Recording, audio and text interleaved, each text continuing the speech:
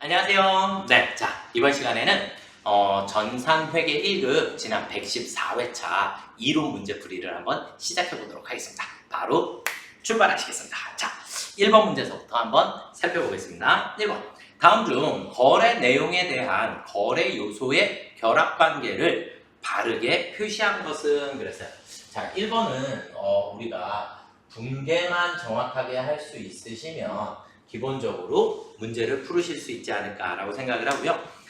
첫 번째 결합관계 바르게 표시한 것은 그랬는데 자산의 증가, 자산의 증가. 일단 이건 성립 자체가 하질 않아요. 그렇죠? 자산이 증가하면 반대쪽에는 자산의 감소가 필요하죠. 그죠? 그래서 1번은 일단 안 되겠고 2번은 자산이 증가하고 부채가 증가했다. 기계장치를 구입하고 대금은 미지급된 상태이다. 그랬으니까 2번이 정답이 되겠네요. 그렇죠? 3번은 비용이 발생하면서 자산이 증가했다. 이것도 말이 안 되죠. 그쵸? 비용의 발생과 자산의 증가는 같은 변에 있으니까. 그쵸? 자, 그 다음에 부채의 감소와 자산의 감소. 차입금에 대한 이자를 이체하는 방식으로 지급하였다 그랬으니까 얘는 비용이 발생하고 자산이 감소하였다. 이렇게 보셔야 되겠죠. 그쵸? 네. 너무 기본적인 문제이고, 네. 정답은 2번이 되겠습니다. 자, 그 다음 문제 2번 보시도록 하겠습니다. 문제 2번은 재고자산에 관련된 문제이고 재고자산이 아닌 것은 그랬으니까 일단 우리는 재고자산이 무엇이다? 판매를 목적으로 보유하고 있는 자산이다. 판매를 목적으로 보유하고 있는 자산이다. 문제의 보기를 아직 보지 않아도 정답은 사용 목적인 것. 사용 목적은 무조건 우리가 유형자산으로 분류할 것이다. 이렇게 보시면 되겠죠. 그렇죠? 그래서 약국의 약품은 판매 목적이죠. 그렇죠? 네. 그래서 판매 목적이 맞고 제조업은 제품이 판매 목적인 게 맞고 부동산 매매업은 매매 그러니까 토지나 건물 등을 매매하는 업을 부동산 매매업이라고 하니까 부동산 매매업에서 건물이나 상가, 토지를 매매하는 것은 재고자산의 거래가 맞습니다. 그리고 4번이 그러면 정답이 되겠네요. 병원 사업장 소재지의 토지 및 건물. 그러니까 병원 사업장은 병원은 의료행위를 하기 위한 장소로 병원이다라고 하는 거고 그 다음에 토지와 건물은 그거 의료행위를 하기 위한 사용할 목적으로 보유하고 있는 자산이 되겠죠. 그렇죠? 그래서 유형 자산에 해당하게 됩니다. 그래서 정답은 4번이 되겠고요. 자, 다음 문제로 한번 넘어가 보시도록 하겠습니다. 다음은 문제 3번. 다음은 한국이 신규 취득한 기계장치 관련 자료이다. 기계장치를 연수학계법으로 감가상각할 경우 한국의 단기 말 현재 기계장치의 장부 금액은 얼마인가 이렇게 돼 있어요. 자, 그러면 일단 우리는 세 번째 연수학계법이다. 연수학계법은 취득원가 마이너스 잔존가치 그리고 곱하기 내용연수 합계 분의 잔존연수로 계산을 하게 돼요. 잔존연수로 이렇게 계산을 하는 거고 일단 취득을 올해 했으니까 올해 2024년 1월 1일에 취득을 했고 내용연수는 5년이라고 했어요. 그러면 자 취득원가는 300만원 그리고 잔존가치는 30만원 곱하기 내용연수의 합계 5년이라고 했으니까 내용연수의 합계는 1년, 2년, 3년, 4년, 5년 이렇게 계산을 하시는 거고 분의 잔존연수 첫 번째 해니까 첫 번째 해에는 여기 뒤에 있는 것부터 올라오면 됩니다. 첫 번째 해에는 5, 두 번째 해에는 4 이렇게 계산해 주시면 되겠고 일단 우리가 분모의 합을 계산을 해볼까요? 1, 2, 3, 4, 5 더하면 얼마죠? 15가 됐어. 15분의 5 그리고 270만원 이렇게 되었나요? 네, 그러면 3분의 1을 상각을 해주시면 되니까 90만원만큼을 상각을 해주시면 되겠죠. 그러면 연수학계법의 감가상각 금액은 결론은 90만원이 나왔어요. 90만원의 상각에 그런데 우리 문제상에서 질문을 던진 건 뭐냐면 장부 금액은 얼마인가 이렇게 물어봤어요. 장부 금액은 얼마인가? 장부가는 취득원가 마이너스 감가상각 누계. 이렇게 처리해 주시면 되겠고, 그럼 취득원가 300만 원에서 상가액 90만 원을 빼주시면 장부가가 나오게 되니까 210만 원이 정답이 되겠죠. 그래서 정답은 2번이 정답이 되겠습니다. 이해가 되시죠? 네. 자, 그 다음 문제 4번. 다음은 주식회사 서울의 단기 지출 내역 중 일부이다. 아래의 자료에서 무형자산으로 기록할 수 있는 금액은 모두 얼마인가 그랬는데, 자, 일단 우리가 4번 문제는 무형자산. 그럼 무형자산 단원에서 가장 중요한 것 중에 하나가 개발비예요. 개발비. 그래서 개발비를 잘 이해를 하시면 좋을 것 같고, 우리는 연구 단계가 있고 개발 단계가 있어요. 이렇게 둘로 나누어지게 되고, 연구 단계에서 지출한 비용은 그냥 연구비라고 처리를 하시는 거고, 그 다음에 개발 단계에서 지출을 하게 되면 이때 우리는 개발비라고 하는 무형 자산으로 처리를 하게 됩니다. 그러니까 개발비는 자산이고 무형 자산에 해당하고, 그리고 연구비는 비용이에요. 둘의 제일 큰 차이점은 뭐냐면 아직 막연한 단계고, 개발비는 이제 제품화가 확실해진 단계를 우리가 개발 단계다라고 얘기를 해요. 그래서 이 부분만 구분을 하시면 되겠고, 그 외에는 나머지 영어권, 산업재산권, 특허권, 실용실험권, 디자인권, 상표권, 뭐 소프트웨어, 저작권, 뭐 그 다음에 광어권, 어권, 차지권, 뭐 이런 거 등등등이 있어요 이제. 그래서 각종 권리들을 우리는 무형의 자산이다라고 얘기를 하는 거니까, 무형자산으로 기록될 수 있는 금액은 모두 얼마인가 그랬으니까 첫 번째 특허권 취득비용, 당연히 무형자산에 해당하는 금액 맞겠고요. 특허권 3천만 원 하고, 그 다음에 또 뭐가 있을까요? 신제품의 연구 단계에서 발생한 재료 구입비. 연구 단계에서 발생한 것은 비용 처리하니까 자산이 아닌 상황이 되겠고요. 상표권 2,200만 원을 더해 주시면 되겠네요. 그러면 5,200만 원이 무형자산으로 기록이 되겠네요. 그래서 정답은 3번이 되겠고요. 아시겠죠? 자, 그 다음 문제 5번으로 한번 넘어가 보도록 하겠습니다. 문제 5번. 다음 중 매도 가능 증권에 대한 설명으로 옳지 않은 것은 그랬는데, 일단 기본 매도 가능 증권은 일단 투자자산에 해당합니다. 투자자산에 해당하고, 이런 매도 가능 증권에 대한 평가손익이 발생을 했을 때 매도 가능 증권의 평가손익은 우리 뭘로 처리한다? 기타 포괄손익 누계액으로 처리한다. 이해가 되셨죠? 그래서 제일 중요한 개념 하나, 매도 가능 증권의 평가손익도 있지만 처분손익은 무조건 처분가 마이너스 취득원가로 계산을 하시면 무형자산의 처분손익을 빠르게 계산하실 수 있게 돼요. 그래서 요거는 뭐 문제랑 상관없더라도 여러분들이 반드시 조금 알아두시면 좋을 것 같고요. 자, 보기를 한번 보겠습니다. 옳지 않은 것은 그랬어요. 기말 평가손익은 기타 포괄손익, 평가손익은 무조건 기타 포괄손익 누계액에 해당하고, 취득 시 발생한 수수료는 단계비. 2번이 정답이네요. 그렇죠? 모든 자산 구입 시 재비용 및 수수료는 원가에 포함한다. 누구만 빼고? 단기 매매 증권만 빼고. 이해가 되셨죠? 그래서 단기 매매 증권만 우리가 수수료 비용 900번대를 쓰게 되고, 나머지 모든 자산의 수수료는 원가에 포함시켜 주시면 됩니다. 그래서 정답은 2번이 되겠고요. 처분 시 발생한 처분손익. 이제 처분손익은 당기순 손익이 되겠죠. 그렇죠? 얘는 당기손익에 반영이 된다. 당기손익에 반영이 되고, 평가손익만 기타 포괄손익 누계액으로 처리가 된다. 보유 목적에 따라 당좌자산 또는 투자자산으로 분류한다. 기본은 투자자산으로 분류를 해요.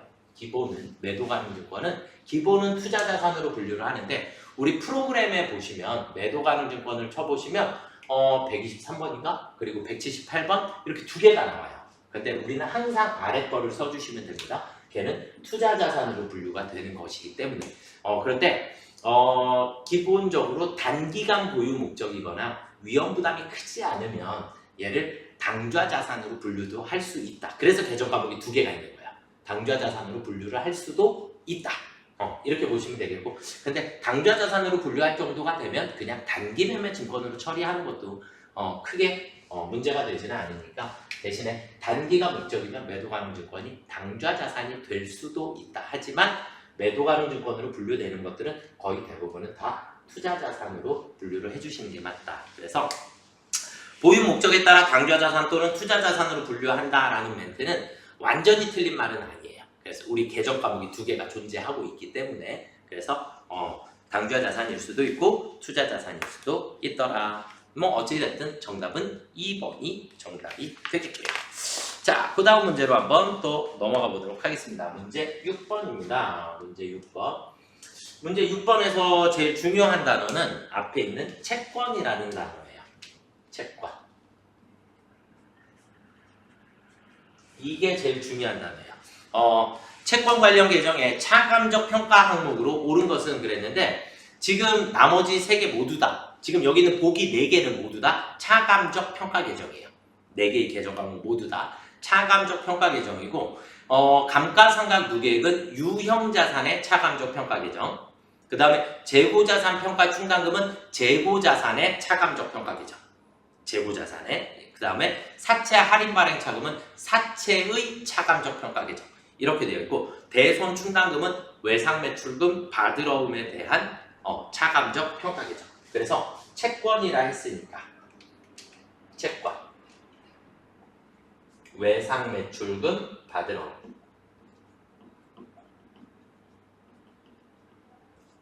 여기에 또 미수금도 있을 수 있고 대여금도 있을 수 있고 걔네들 모두 다 채권이니까 채권에 대한 차감적 평가 계정은 대손 충당금 4번이 정답이 되겠습니다. 자, 그 다음 문제 7번으로 한번 넘어가 보도록 하겠습니다. 문제 7번. 자본잉여금 항목의 자본잉여금 우리 어떻게 배웠어요? 그냥 주감자 끝났죠? 주감자. 주식 발행 초과금, 감자 차익, 자기 주식 처분이익. 그러니까 주식 발행 초과금 가, 그 다음에 감자 차익 라 이렇게 해서 가라 해서 1번이 정답이 되겠습니다. 이해되셨죠? 그냥 바로 패스하도록 하겠습니다. 자, 그 다음 문제 8번. 문제 8번은 세무 2급으로 올라가시는데 엄청 중요한 역할을 하게 돼요. 그래서 우리는 배당이다 라고 하는 것을 하게 되면 제가 자본단원에서도 자세히 설명드리지만 배당이다 라고 하는 것을 하게 되면 배당은 회계 처리를 2번 하셔야 합니다. 첫 번째 하나는 결의일, 그 다음에 지급일, 이렇게 회계 처리를 2번을 하게 되는데 이건 결의일날 회계 처리를 하는 제일 큰 이유는 손익의 귀속 시기가 결의일이 속해 있는 해당 월에 해당 연도에 소득세를 부과를 해야 하기 때문에 그래서 결의일에 우리는 회계 처리를 한 번을 하게 되고 그 다음에 지급일은 실제 돈을 지급했을 때 그래서 분계를 2번을 하시게 됩니다. 그래서 배당에 대해서는 결의일날, 지급일날 이렇게 2번을 하시게 됩니다. 그래서 정답은 3번이 되겠습니다. 자, 그 다음으로 넘어가 보시도록 하겠습니다. 문제 9번은요. 문제 9번은 원가 행태에 따른 그러면 우리는 고정비 그리고 변동비 그리고 준고정비 그리고 준변동비 이렇게 4가지로 나누어 주실 수 있겠죠. 그렇죠? 네, 그래서 고정비, 변동비, 준고정비, 준변동비까지 해서 그래서 정답은 1번이 되겠습니다. 이해되셨나요? 네. 자, 그 다음 10번 문제로 넘어가 보시겠습니다. 다음은 제조업을 영위하는 인천의 단기 원가 관련 자료이다. 단기의 인천의 단기 총제조 원가는 얼마인가? 기초 재고 자산은 없다라고 가정한다 그랬어요. 그러면 10번 문제를 우리가 풀기 위해서는 T자 계정이 2개. 하나는 제공품, 또 하나는 제품. 둘 다 기초는 없다 그랬어요. 그쵸? 기초는 없다. 이렇게 보시면 될 것 같고. 자, 그 다음 첫 번째서부터 순서대로 넣을게요. 기말 제공품은 30만 원이래요. 기말 제공품은 30만 원. 자, 그 다음에 기말 제품 재고액은 50만 원. 50만 원. 그 다음 매출 원가는 200만 원. 200만 원. 자, 그리고 기말 원재료 재고액은 지금 상관이 없고요. 그 다음에 제조 간접 원가 크게 의미 없고 직접 원가 또 크게 의미가 별로 없어요. 신경 안 쓰셔도 돼요. 그러면 여기까지만 입력했을 때 단기 제품 제조 원가가 나오겠죠. 이 금액은 여기에서 여기로 넘어오는 금액이니까 없으니까 250만 원이 되겠죠.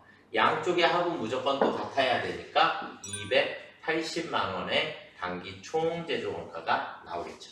얘는 단기 총 제조 원가, 얘는 단기 제품 제조 원가 이렇게 되는 거죠. 그렇죠? 그래서 정답은 4번. 그래서 280만 원이 정답이 되겠습니다.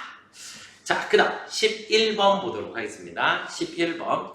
평균법에 따른 종합원가 계산을 채택하고 있는 주식회사 대전의 단기 물량 흐름은 다음과 같다. 재료 원가는 공정 초기에 전량 투입되며 가공 원가는 공정 전반에 걸쳐 균등하게 발생한다. 아래의 자료를 이용하여 재료 원가의 완성품 환산량을 계산하면 그랬어요. 그냥 공짜 문제예요. 그렇죠? 우리 완성품 환산량.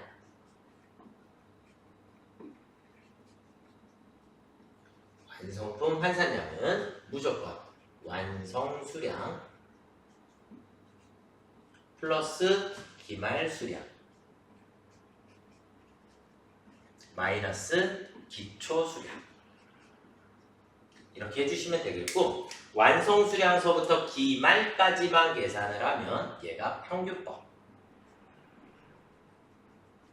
얘를 끝까지 다 계산하면 선입선출법. 이렇게 되어 있고, 자, 재료에 대한 완성품 환산량을 물어봤기 때문에 완성품 수량은 그냥 8,000개입니다. 이렇게 주어졌고요. 그 다음 기말 수량이 원래 기말 제공품 3,000개. 완성도 안 따지는 거예요. 그냥 3,000개. 왜냐면 공정 초기에 전략 투입한다 라 그랬기 때문에 퍼센트를 신경 쓰지 않으셔도 됩니다. 그래서 8,000개, 3,000개, 11,000개가 정답이 되겠고요. 그래서 4번이 정답이 되겠습니다. 자, 그 다음은 12번 다음 중 개별원가 계산에 대한 설명으로 옳지 않은 것은 개별원가 계산은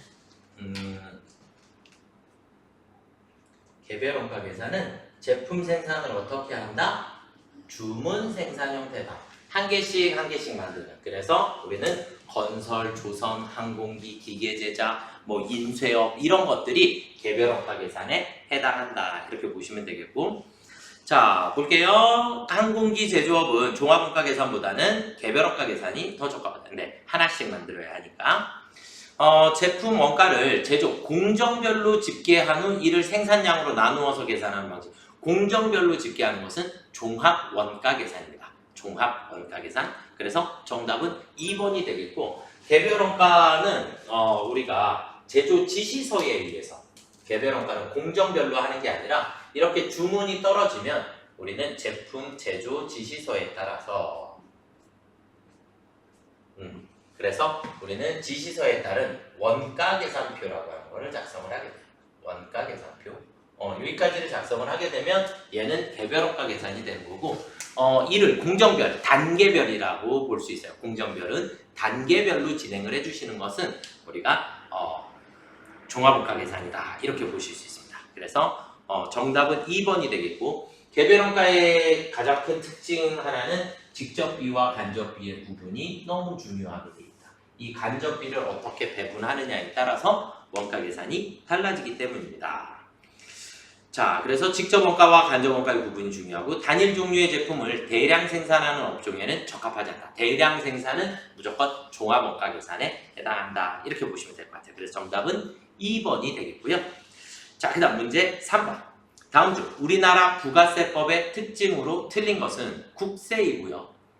인세가 아니라 물세입니다. 물세. 그리고 인세는 우리 어디다가 적어드릴까요? 우리 세다가 조금 적어드릴까요? 자, 우리가 인세는 소득세가 인세에 해당해요. 소득세가 인세에 해당하고 우리 부가세는 물세에 해당합니다. 물품에 붙어있는 세금이다. 이렇게 보시면 될 것 같아요.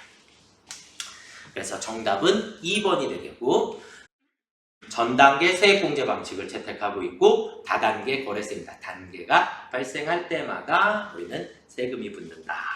이렇게 보시면 되겠고요.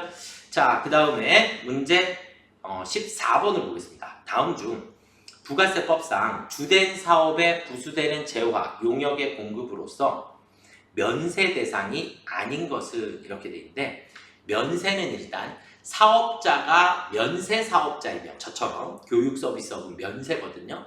저는 부가세 과세 물품을 공급을 할 수가 없어요.